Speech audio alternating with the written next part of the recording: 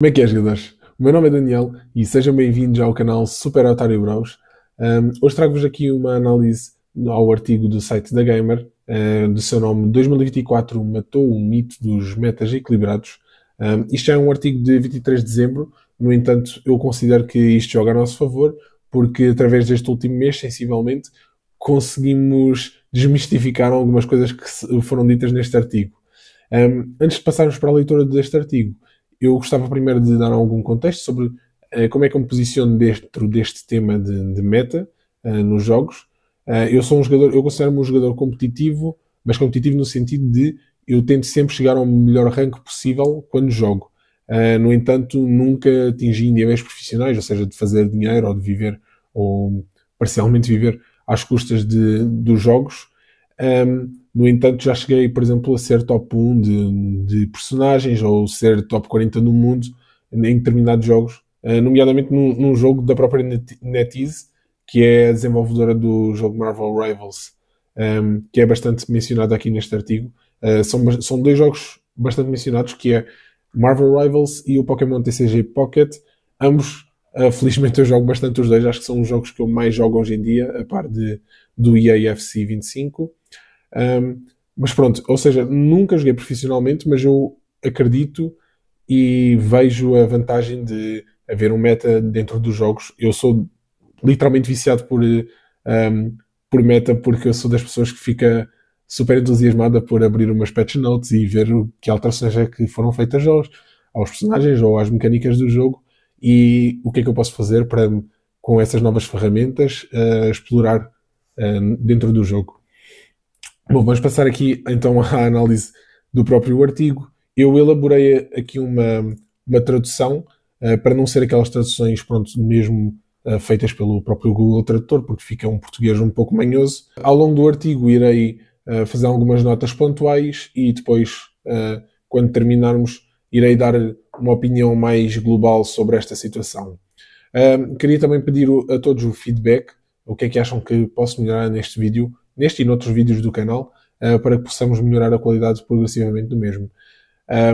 Vamos então prosseguir a leitura. Toda a gente está obcecada com a ideia do balanceamento nos videojogos. É a primeira coisa que se vê as pessoas queixarem no subreddit de qualquer jogo. É alvo de várias das nossas headlines e é frequentemente atribuída como a razão para determinado jogo perdurar ou morrer. Toda a gente espera balanceamento, quanto melhor este for, melhor é o jogo. Isto não é bem uma verdade, porque, embora eu assuma sim que um jogo equilibrado é melhor que o mesmo jogo não equilibrado, o facto de haver equilíbrio dentro de um jogo não é necessariamente sinónimo de qualidade, ok? Nem de popularidade. É um ideal completamente turvo que é bastante mais sentimental do que as pessoas gostariam de admitir. Os jogadores pedem nerfs em coisas que não gostam e buffs para coisas que gostam, sem qualquer estatística para suportar essa ideia. Depende dos jogadores aqui que se referem. Ou seja, um jogador casual, sim, pede nerfs e buffs em coisas sem qualquer suporte.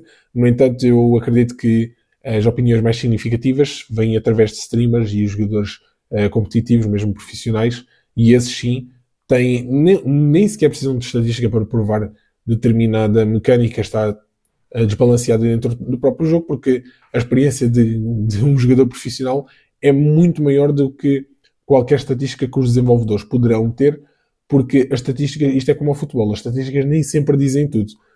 Existem vários fatores em jogo, mas mesmo assim, os próprios jogadores, normalmente quando vão fazer um vídeo ou algum conteúdo do género que se refira ao desequilíbrio em determinada ferramenta ou mecânica no jogo, normalmente usam estatísticas, por exemplo, de torneios ou até as próprias estatísticas do próprio jogo. Porque é que queremos quer balanceamento? Da perspectiva de um jogador extremamente competitivo, a variação é inimiga da habilidade. Como é que conseguimos determinar quem é melhor se uma equipa tem uma vantagem? Bom, aqui isto é notoriamente uma falácia, uma vez que não é. Ou seja, se existe uma vantagem num determinado jogo, vamos imaginar que é um personagem ou determinada ferramenta, essa vantagem normalmente está disponível para ambos os jogadores ou para ambas as equipas, o que for. E se ambas as partes têm uma vantagem, é como se não houvesse uma vantagem. No entanto, o problema aqui, e quando se trata de algo que está completamente desbalanceado dentro de um jogo, é que obriga a que determinada equipa use essa ferramenta, porque se não usar essa ferramenta estará em desvantagem. Aí sim. Esta é a razão pela qual ficamos obcecados pelo dano por segundo do Roadhog, que eu não sou um jogador muito experiente do Overwatch, mas foi pela investigação que eu percebi, aparentemente um DPS do Overwatch, ou a penalidade recoil de um modo de disparo rápido. O objetivo é a justiça, e para haver justiça é necessário equilíbrio. Os desenvolvedores há muito que acompanham as dicas sugeridas pela sua comunidade. Quando o Shroud chama determinado agente do Valorant OP, toda a gente o chama de OP, e mais tarde ou mais cedo, esse agente será alvo de alguns ajustes. Claro que os desenvolvedores estão equipados de verdadeiras estatísticas para apoiar determinada alteração, mas já é algo bastante sabido que a forma como algo é percepcionado pelos jogadores é mais importante do que os jogadores realmente dizem. Se a comunidade acha que há um problema, então há um problema. Aqui eu tendo a concordar, no entanto, não é necessariamente uma verdade absoluta, mas sim, normalmente uma comunidade, quando assume um facto, mesmo que não seja necessariamente verdade, se personagem X é demasiado poderoso na opinião dos jogadores, na opinião da comunidade, então os desenvolvedores terão que fazer alguma coisa em relação a esse personagem, porque senão vamos ter, por exemplo, Rage Quit. É uma coisa que acontece bastante e até vou chamar aqui como referência a um jogo que é o Dead by Daylight. Existia um personagem com uma mecânica, nem era tão forte assim, era uma mecânica forte, mas não era por ser forte, era por ser uma mecânica ridícula, de injusta, de chata, e então os jogadores saíam do jogo. Então tu basicamente fazias o jogo todo contra bots. Sempre que aparecia aquele personagem, era instantaneamente estavas a jogar com bots, porque 2 ou 3 jogadores saíam imediatamente. E assim, o que é que aconteceu? Os desenvolvedores foram obrigados a alterar aquele personagem porque matava completamente a utilização daquele personagem. Ou seja, se alguém fosse com aquele personagem, acabava o jogo. Era instantaneamente estava a jogar com bots. E isso não é, obviamente, saudável para um jogo. Mas na realidade, o equilíbrio frequentemente não é o ideal que os jogadores pensam que é. O mindset que existe um género de uma forma perfeita de que um jogo pode assumir, onde a meta está completamente corrigida e perfeita, é uma falácia. O objetivo não é encontrar um equilíbrio perfeito, estilo Thanos, e sim guiar este mesmo equilíbrio para a frente e para trás infinitamente, permitindo que o jogo continue fresco e interessante. Isto aqui é verdade, ok?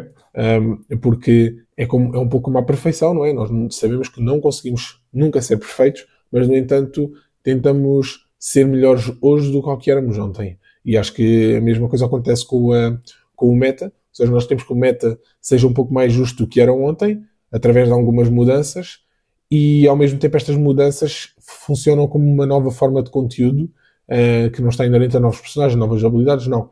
E apenas a como determinados personagens e determinadas habilidades interagem entre si. E isto ajuda a que o jogo se mantenha fresco nos jogadores e assim traduz também um pouco na felicidade dos jogadores. Não é que os desenvolvedores não achem o balanceamento importante, ninguém quer um personagem fora de controle que arruine o seu jogo, mas o equilíbrio não é a solução definitiva que os jogadores pensam que é. A coisa mais importante para um jogo online é que os jogadores o joguem, ou mais especificamente, que mais pessoas o joguem no ano corrente do que jogaram no ano passado. Números sobem. Isto é imediatamente falso. Ou seja, o que interessa mais para um jogo é que as pessoas gastem dinheiro nesse jogo. Ou que o comprem, depende também do modelo do jogo, mas normalmente nestas questões de meta estamos a falar de live service. E sendo um live service, normalmente é um jogo grátis que tem compras dentro do próprio jogo, através de skins ou armas ou o que quer que seja. E isso é o que interessa para as desenvolvedoras. As empresas querem é que as pessoas comprem o seu conteúdo. Ou seja, até podem ter uma player base menor, mas se tiverem mais vendas do que um jogo, por exemplo, se um jogo com 500 mil jogadores tem 100 mil jogadores que gastam ativamente dinheiro no jogo, é muito melhor do que um jogo com 1 milhão de jogadores em que apenas 10 mil pessoas comprem coisas no jogo. Isso aí acho que é óbvio. Portanto, para fazer isso, tens de fazer um jogo que é acessível, divertido e que sempre tenha novo conteúdo para experienciar. Durante muito tempo, o divertimento foi sempre definido sobre qual o estado do equilíbrio do jogo. Em 2024, alguns dos jogos mais populares começaram a mudar esta narrativa. E aí é que ele vai falar do Pokémon TCG e do Marvel Rivals, mas já lá vamos. Em 2024, o equilíbrio sofreu um revés.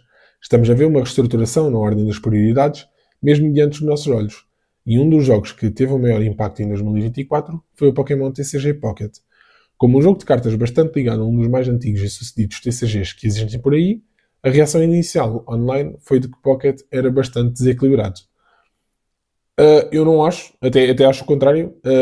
A reação inicial do Pokémon TCG Pocket é que o jogo até era bastante equilibrado para um jogo que tinha acabado de ser lançado.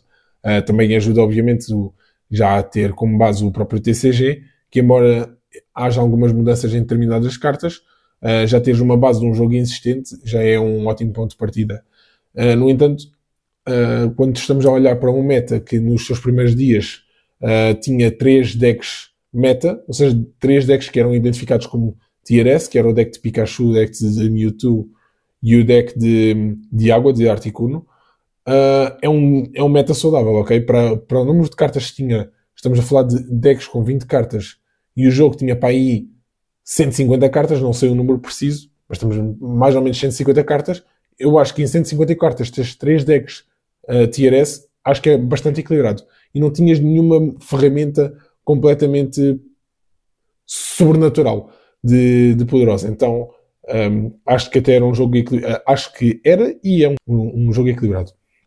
Partindo de uma vantagem através do lançamento de moeda para dar poder a um Pokémon X da Misty, uma carta de treinador que ganha no primeiro turno, isto, embora seja verdade, não é assim tão alarmante como este artigo sugere ser. Ou seja, isto era um combo bastante específico e é um combo que ainda pode resultar.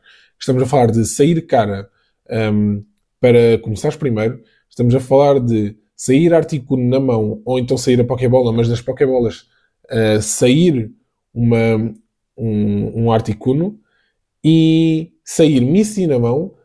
Nessa Misty na mão tem que ter pelo menos 3 caras, ou seja, só aí é 12,5% de sair 3 caras, porque aquilo só para de fazer o rolamento da cara até sair uma coroa. Então tens que sair pelo menos 3 caras e ainda tens que esperar que o oponente tenha só lhe tenha calhado uma carta básica e que essa carta básica não seja uma carta X. Ok? Então é muito elaborado. Estamos a falar aqui de probabilidades inferiores a 1%.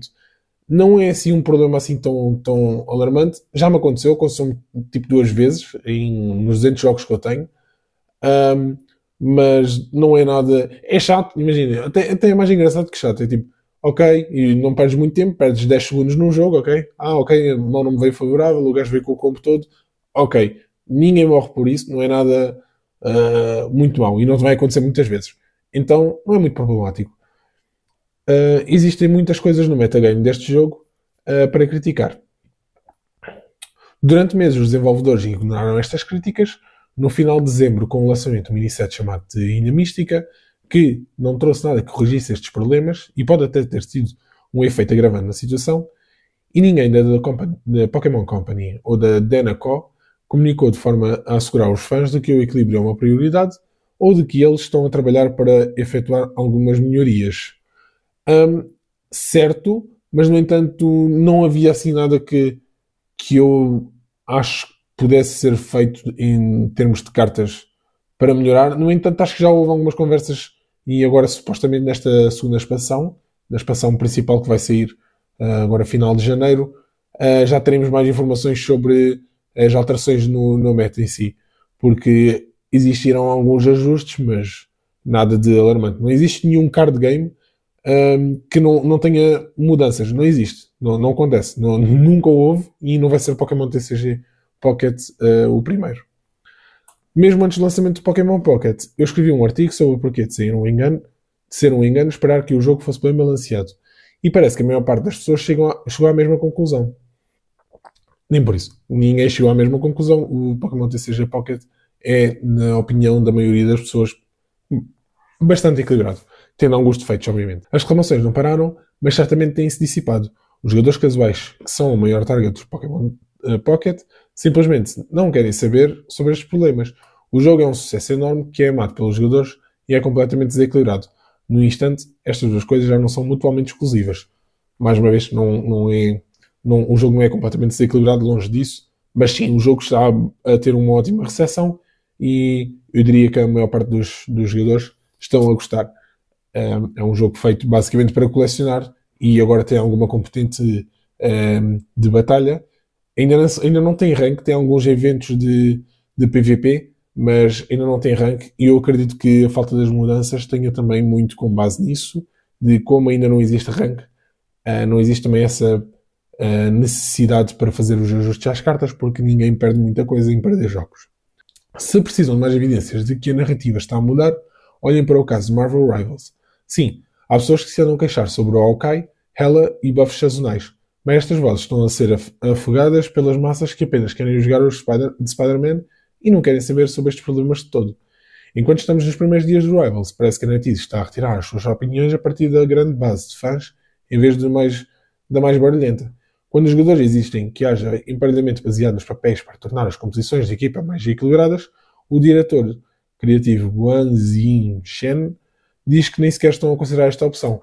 Ok, mas este facto de não existir um emparelhamento baseado nos papéis, ou seja, existe, para quem não está muito dentro do Marvel Rivals, existe 3 papéis dentro do jogo. Estamos a falar de tanques, DPS, que é para dar dano, e suporte, que são normalmente os de cura. E eles não têm este emparelhamento específico para papéis porque querem dar uma liberdade aos jogadores e ao competitivo também de fazer as suas próprias equipas. Aliás, estamos a falar de um meta que atualmente se baseia em 3 suportes, ou seja, eu ainda não notei isso, estou em ranks baixos ainda, tenho estado a lutar, ainda há pouco estava a tentar lutar para chegar agora ao ouro, mas os jogadores profissionais, a opinião que eu tenho visto dos jogadores profissionais é unânime, e é que o meta atualmente consiste em 3 suportes.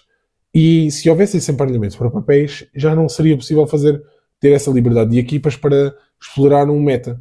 E neste caso, por exemplo, acabaria o meta dos 3 suportes. Então, dando essa liberdade aos jogadores, acho que ninguém quer ser forçado a que a equipa seja necessariamente aquela. É chato às vezes quando tu entras num jogo, principalmente de rank, e os jogadores querem todos ir DPS, que normalmente é a classe mais usada no jogo, porque são os mais fortes, é o que dá mais dano, é o que consegue fazer mais kills durante o jogo, mas às vezes é importante ter tanques para conseguir segurar os objetivos, e é importante ter suportes para curar os restantes elementos da equipa e deixar os tanques vivos para, lá está, conseguires conquistar os objetivos. Então, eu não percebo este artigo. Para já, ele fala como se isto não fosse, como se a NetEase não fosse ter isso em conta, mas no entanto teve, tanto que, ou pelo menos teve em conta o poder de determinados personagens, porque o que é certo é que no final da temporada 0, agora estamos no início da 1, houve sim alguns ajustes em personagens, e ajustes daqueles que só dizem respeito basicamente a competitivo, que é, por exemplo, diminuir 25 de vida a um determinado personagem, ou aumentar 25 de vida, que para a maior parte dos jogadores casuais não faz diferença nenhuma, mas do competitivo é uma diferença enorme. Continuando, nem todos os jogos precisam de ser um eSport, e mudar a meta em torno do top 1% da base de jogadores tem provado que esta nem sempre é a melhor abordagem. A perseguição pelo equilíbrio é mais importante para alguns dos jogos do que outros, mas nunca deixando que esta busca seja maior do que diz respeito ao fator de diversão. Quanto menos agarrado for um jogador ao balanceamento, maior será a margem que os desenvolvedores terão para criar uma jogabilidade mais surpreendente, excitante e memorável. Bom, um live service, se quer ter sucesso, tem que ser convertido num eSport, ok? Porque é assim que as pessoas se interessam. Mesmo os jogadores casuais, muitas vezes ganham interesse nos jogos por haver o ramo profissional.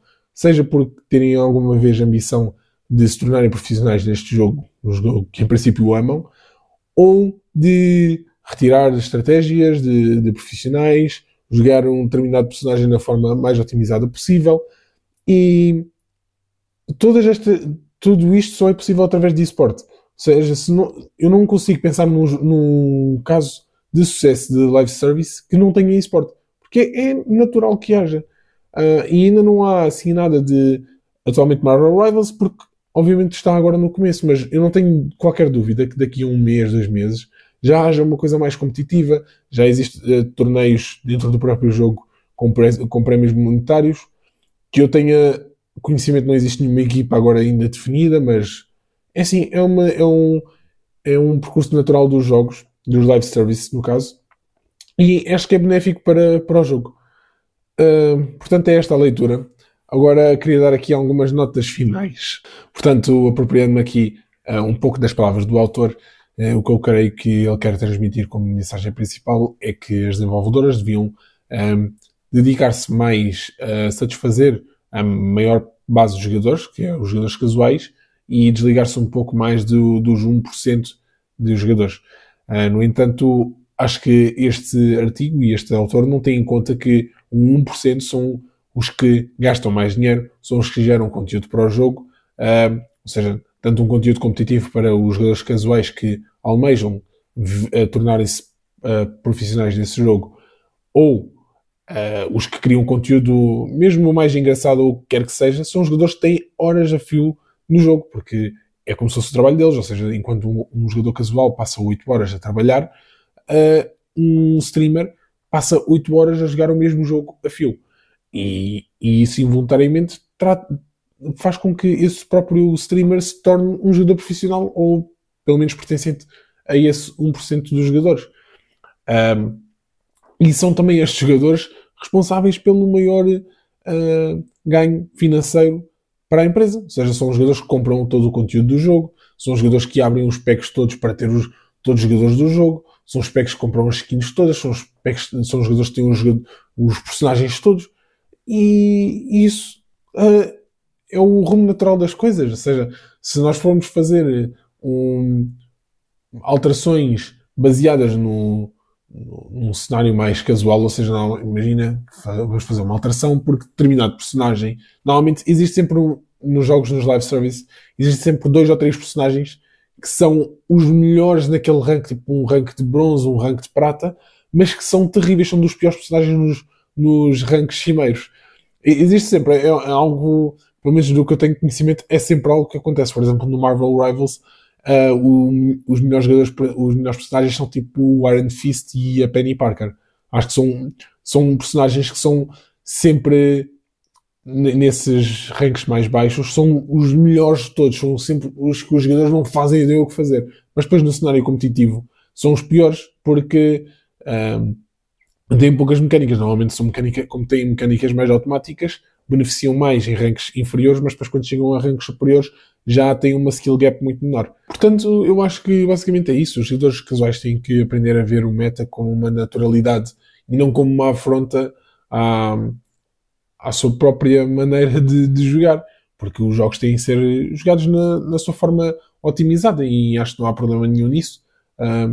Têm que se reconhecer, e se existe alguma mecânica que num cenário competitivo é demasiado forte, então essa mecânica tem que ser alterada para que haja os jogadores continuem a estar interessados nos jogos e que a comunidade continue a jogar esses jogos. É um ciclo vicioso, no fundo. É isso. Damos aqui por terminada esta leitura e esta opinião, este artigo. Digam-me o que acharam, o que é que consideram que eu poderia fazer para melhorar a qualidade deste vídeo.